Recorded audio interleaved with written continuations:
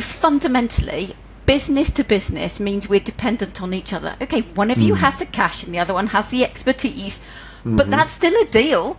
Cash is no better than expertise. We've just been taught that the person with the cash has the better hand.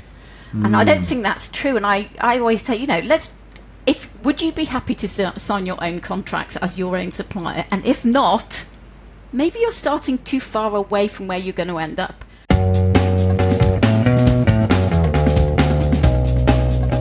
Welcome to the Full Funnel Freedom Podcast.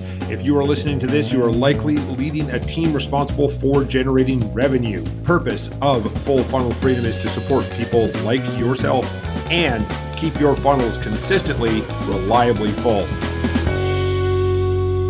Welcome to the Full Funnel Freedom Podcast. I'm your host, Hamish Knox. Today, I am delighted to have Sarah Fox as my guest today to talk about contracts. Sarah is a recovering lawyer who advocates for short, simple contracts starting with 500 words. She inspires industry leaders, salespeople, and their teams to streamline deals and enhance customer relations with contracts that represent their values, embed trust, and keep everyone protected. Sarah, welcome to Full Funnel Freedom. Well, I'm delighted to be here. So I've given the audience the 30,000-foot view of who you are and what you do. Take us down. Tell us the story of Sarah from where you started to where you are today and who you help. Okay, so I'm when I said I was a recovering lawyer, I've been a construction lawyer since about 25, 30 years. I try not to tell people precisely how long because then they'll just be guessing my age. But I started doing construction projects because I just fell into construction law, loved it, loved the people in it. It's really practical, they're really pragmatic. And they're so pragmatic. I was just shocked by the quality of the contracts they were signing. And it was just churn. It became a kind of barrier to doing business, to getting on with the projects. It often came too late after the project had started, sometimes even after the project had ended. And it kind of struck me as really dysfunctional. But it was same old. Nobody really wanted to rock the boat and say to do anything different. Then I got into training people on those contracts, and then it became really apparent that people didn't even understand the basics. So I'd say, you've come on a training about this type of contract. What can you tell me about it? And they'd kind of go, which bits? I'd think, hang on. There's a lot of words being wasted here that aren't actually changing behavior, driving the deal, doing anything useful. It's kind of word soup for the sake of word soup. So because of that feedback, I thought, I wonder if I can develop a tool that will help us to talk about what you really need in a contract to reflect the commercial deal. And I was challenged by my sister to write a contract in 500 words, and that kind of started a whole thing for me, which, as you might imagine, for the fact my company's called 500 words, kind of kept going. I love it. And, coming out of construction and, having on the personal side done home renovations and things like that, the Byzantine is a cliche for a reason when it comes to agreements. So this is something coming, with my background in sales.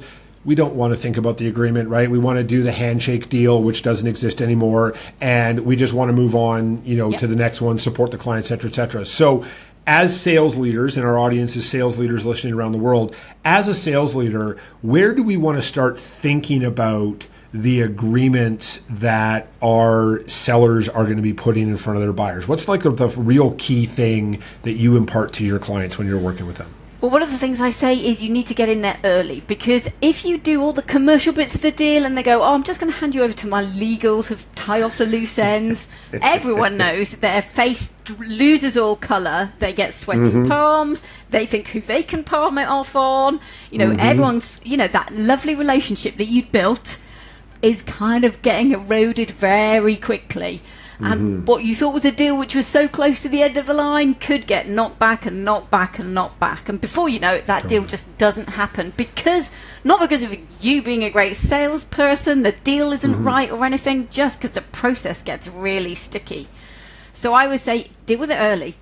If you're really embarrassed by dealing with early because you think that might put you off, then that's kind of a hint that maybe you need to look at the content. But at least have the courage to put it on your website. Put your terms on your website, because then it's like, look, if you'd like to do business with us, this is what it sounds like. This is what it feels like. And, the minute you start talking about, what you're going to provide, who you're going to provide it to, all that kind of stuff. Say, oh, by the way, these are our, this is a small print. I don't like calling it the small print.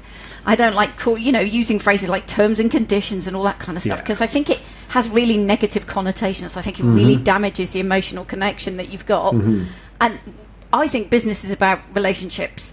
So I think it needs to be much more relational, much more, this is how it's like to work with this. This is what we expect from you. Yeah. This is what you can expect from us. This is what happens when circumstances change, yada, yada, yada, yada. And you can have all of the same content in, but you can write it more simply in a way which tells the story of you and your business, and which embeds your values and your branding so that it's consistent. So that you're telling the same story, whether they look at your website first, they go to your terms page first, whether they look at your paperwork, whether they just meet one of your members of staff, your team. So it's all consistent, and it tells the right story, and it's a good, positive story about doing business with you. So, get it in early, make it nice, and keep it going. And then when you've got all the commercial bits of the deal, it's a matter of simplicity to say, right, well, you've already seen our terms, we've agreed all the rest of it. Done. We just need to get that piece of paper, that PDF, Adobe signed. We're done. We don't have the barriers now because we've front-ended it. I love that, and that's ultimately one of the things that the cliche of time kills all deals, and that sometimes it's not as you talked about, the relational part. We've got the commercial stuff in place. Yeah. It's all those other things that happen on the back end. And by the way, the legal department, the procurement team, they're incentivized. That's how they're incentivized, is to go through that agreement, sales leaders. So understand the incentives and work with them, to Sarah's point, so that they can get that part done faster, so that when you get to the end of the finish line, you can actually have that deal signed. Okay, so Sarah, I love this idea. Consistent language. That's something we coach our clients on, is create this common language.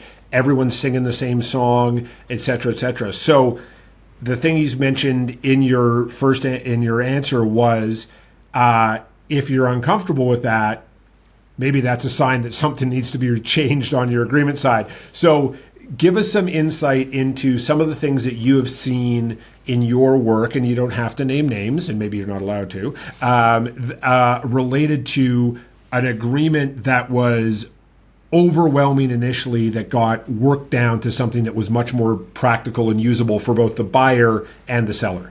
Yeah, so one of the things we tend to see, and you probably see them in your agreements, we have kind of big clauses that are marked boilerplate or miscellaneous, or indemnity, things in block capitals, red pen, whatever. And I always say, what's it meant to do? What is this actually meant to do? Because if somebody can't tell me what it's meant to do, I know what it means, but I want to know what they think it does.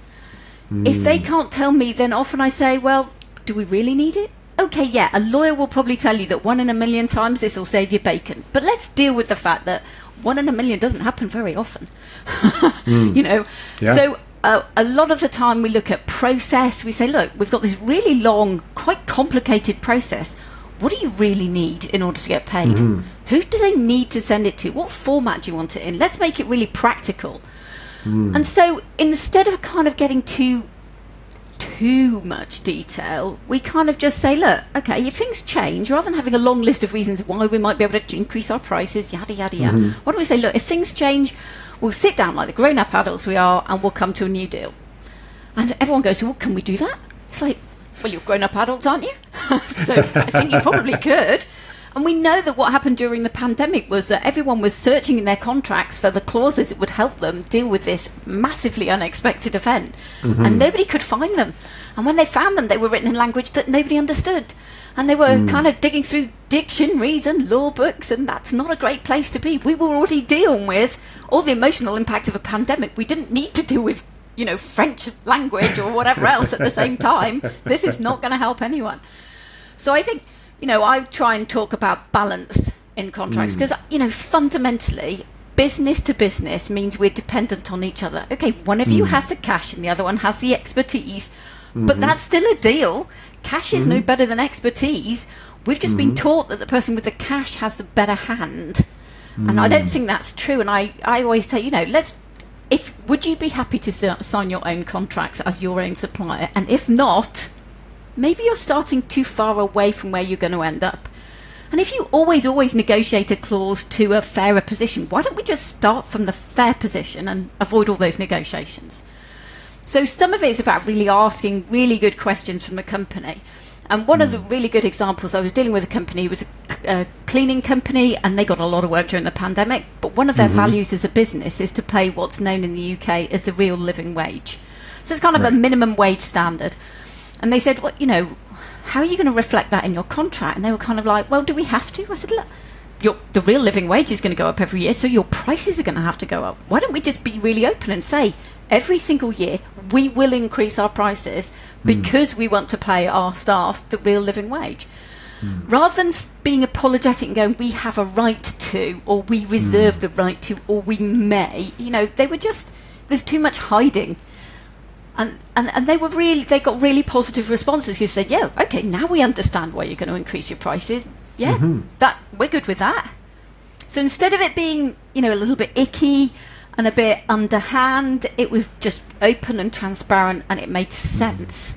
And it made it much easier to get that term agreed on a regular basis.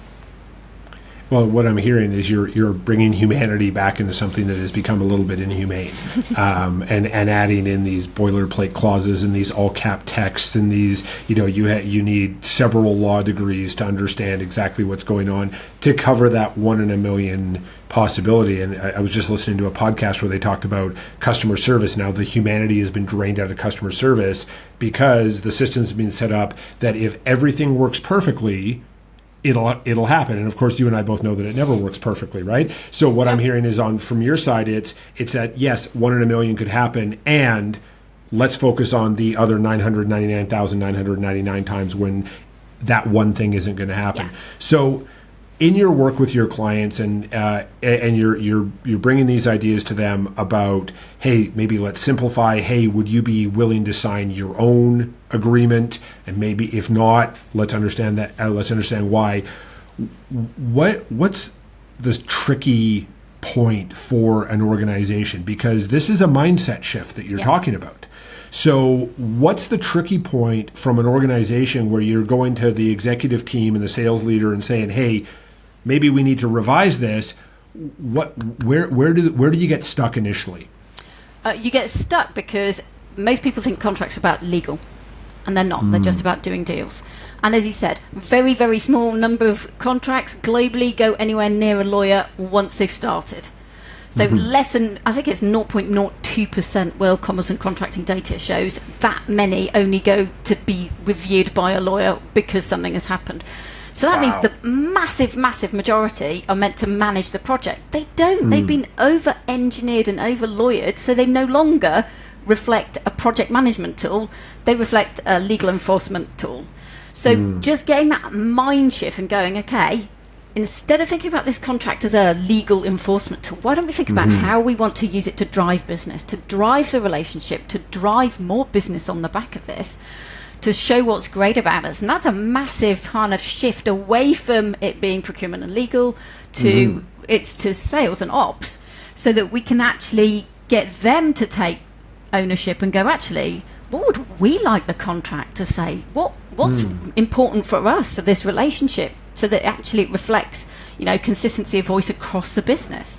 And, you know, the data shows that about 26% of any organisation get involved in contracts, whether that's reading them, writing them, negotiating, or using them and operating them. So we need these contracts to reflect that breadth of experience rather than being solely focused in that niche little legal team. Fair enough. So how does that work? Because, you know, expansion, if we're going to create full funnel freedom on a consistent basis, selling more stuff to the people who already love us is obviously the easiest way to do that. That's a cliche for a reason as well. So how, from your experience, does making these agreements simpler create that ability to create more business from current clients? Well, the first thing is it tends to convert more clients. So because they can read it, and they read it early, and there's no pressure because it's not in the pressurized end of deal element. You know, they've read it nice and early. They're kind of still feeling nice and warm. They tend to say yes more often. So that's already created a really good relationship. If you draft them well, it allows them to ask for more stuff, and they know that they can ask under the same contract for more stuff from you because they've read that bit about changes and they got it, they understood it, so you can get more work from the same clients under the same contracts. But all of that, creates a really nice process that's seamless, that's smooth, that's focused on them, that's not about internal governance and tick boxes and, word soup. It's about building relationships. And we know that if you've got a good relationship and you've got to the point where they're going to ring you up about something which, isn't core to that contract, but looks like you can deal with it, then you've got to the next level. And I think all of that really helps you to keep them on your side, to show that you recognise your interdependence, because you've not tried to bully them into signing a contract that just shows how paranoid you are because you've been, caught before, and you're trying to avoid it happening again. And I think we've all read contracts where you can see almost the pain that company has been in on previous occasions, and they're treating us as if the same thing's going to happen and we're going to do it to them too. And that's, not a great reflection on how they've looked at us as being unique or individuals or whatever. So I think, good process can help you to keep your clients closer, to sell more to them, to build better relationships, all of which kind of has a very subtle but important way of building your business.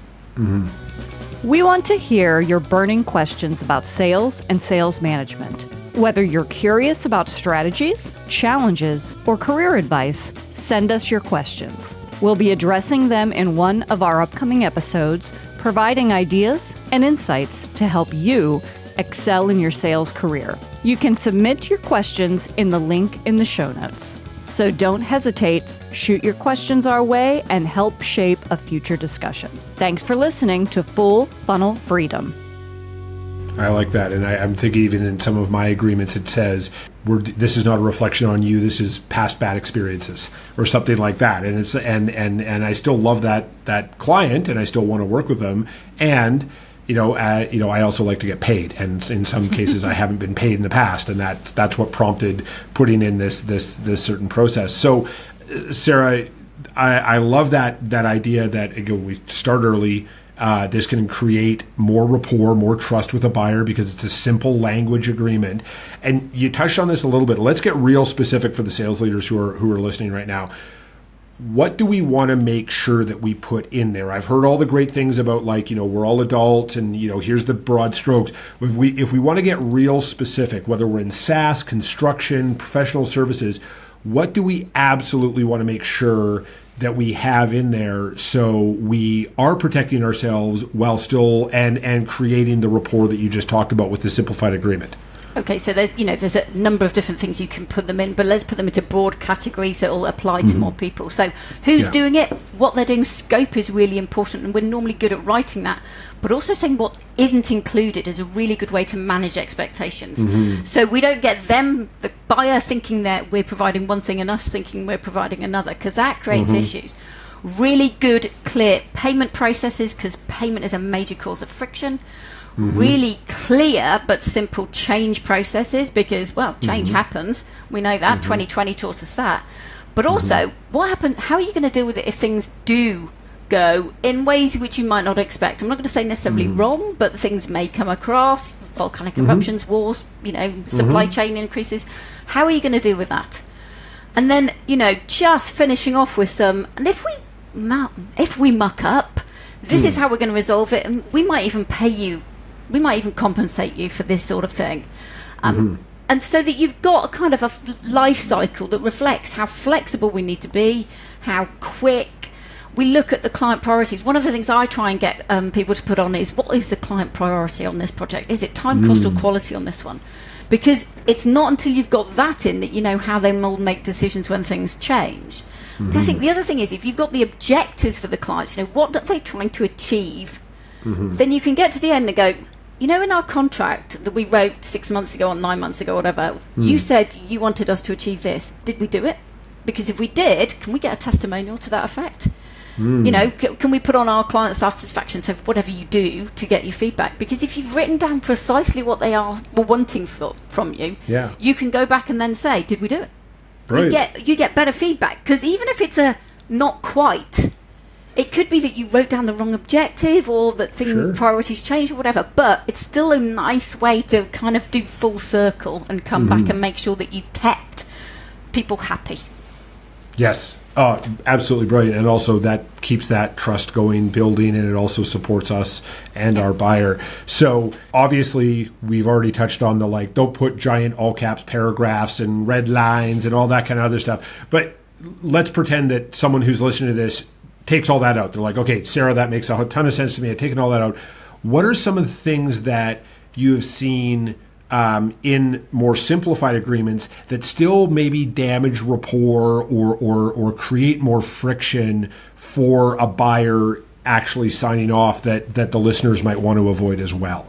I think a lot of it is, even in a simplified one, people are tempted to kind of put a bit of jargon in to make it sound more like a contract. And I've done really simple contracts with people, and they said, look, we've had to add some stuff because people just didn't think it was serious enough without, you know, just a little bit of jargon or this sort of and it's like, man, you really don't need it. But, you know, I accept that maybe sometimes we have to put the lipstick on the pig in order to dress it up to make it look, you know, more like you're expecting. But I think the temptation is constantly to keep putting stuff back in.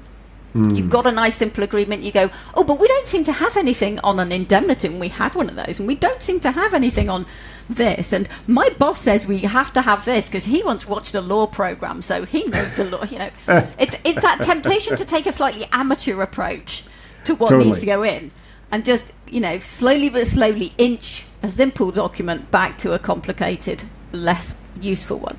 But, you know, I take the what if approach. You know, people kind of might want to think about putting risks in, but if they do think about what the balance is, how many risks should the other side be accepting? Do they know about them? And risks are really important, because if you only have them once the deal has been done, that's a real problem, because you're transferring a risk to someone they weren't expecting and they've already agreed the price. Well, I tell you, if you want me to accept risk, I want paying for it. That's, you know, and that's a common nature. So I think there's a real temptation often to kind of just put the norm in, or find some copy and paste text, or transfer some risks and just slip it in, you know, put it right at the back, or some legal jargon that they've, you know, heard somewhere. So I think even in simple deals, people tend to kind of get really uncomfortable with the simplicity of it, and just want to kind of just zhuzh it a little bit to make it look a little bit more serious. But all of that stuff, I just have to say, look, trust me on this one. Trust me on this one. You know, I've been doing this for 15 years. I know what I'm doing. Very fair. And you know, sales leaders who are listening, you've heard me say no surprises in the funnel, right? We don't want our sellers bringing deals in at the last minute, like, oh, it just fell out of the sky, boss. Same sort of thing Sarah's talking about here with agreements. If the buyer doesn't know about it before they see the agreement, then our seller failed and we failed as leaders because we didn't coach them to do that. So, Sarah, I find, you know, agreements, and I coach my clients to call them agreements, because in Canada, at the very least, you know, no one likes contracts, right? Your mobile phone contract, no one likes, right? So how do we get that friction down? I could nerd out about this stuff with you all day long, because I find it fascinating that how we can use our agreement as a sales tool. And that's really, really brilliant. I do have a few questions for you before we wrap up today. So I guess the first one being, if you could go back and coach younger Sarah, go back as far as you like, and say, hey, younger Sarah, fast forward, you're going to have this amazing company. You're going to be working with all these great organizations on making their agreements simpler, et cetera, et cetera. You will also have a lot of bumps and bruises and scar tissue. What would you coach younger Sarah to say or do different to get to the same place, but with less scar tissue and maybe a couple less bumps and bruises? I think I would have had more of the courage of my convictions, because about 25 years ago, I said to a large law firm, I said, look, why don't we try and make our contracts all a simpler language so that everyone understands them? And they said, our clients don't care about that stuff. And I should have just said, why have we asked them? Do we know that? Because there is a global movement towards plainer language contracts, particularly for consumers, but also that's going to feed into business. And if I just had the courage to say, no, why don't we just test it? Why don't we just try it Because I think we would have got amazing feedback, and 25 years ago it would have been a complete game changer for a large law firm to do that with their clients. So we would have got there quicker with fewer of the bumps and bruises.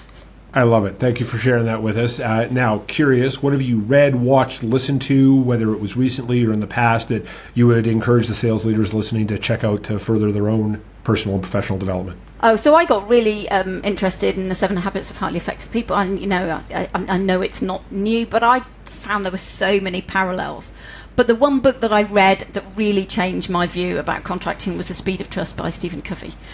Because, that sang to me in so many different ways, and I hadn't heard it put in that way. And I've spoken to some of the companies that have been in that book, and their real life experience gave me courage that I was on the right track.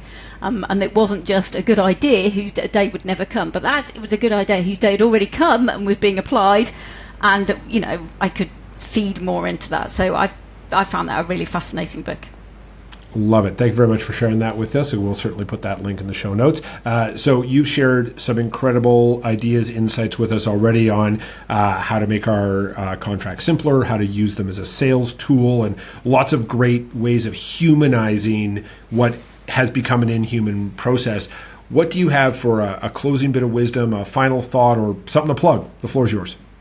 So there's loads of free stuff on my website. I write a lot of checklists because I'm a bit of a nerd. I want people to get the quick answers when they see a document, kind of check it out. But I've been working with a company called Term Scout to put together a kind of a checklist that will then, you can insert your contract, will check them against the standards that we've set and tell you what's risky, what's unusual, and all that kind of stuff. And I'm particularly interested because I think a lot of contract management software is comparing bad, boring contracts against bad, boring contracts and going, yeah, looks okay. It's like, still a bad, boring contract though.